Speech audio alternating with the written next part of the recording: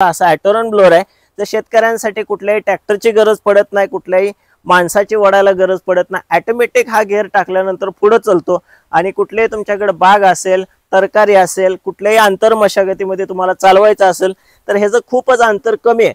आणि वळवायचा जर विचार केला तर एका टायरवरती हा ब्लोअर वळतो। तुम्हाला मी 2च मिनिटांमध्ये ह्याचं वळवून पण दाखवतो।